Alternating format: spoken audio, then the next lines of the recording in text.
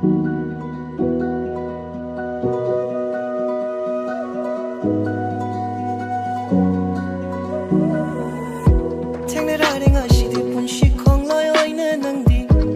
na walk gi ati anga le thawal gum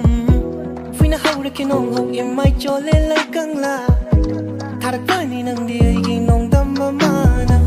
Ma kwa nai jening ti ma kwa lai ta pajavi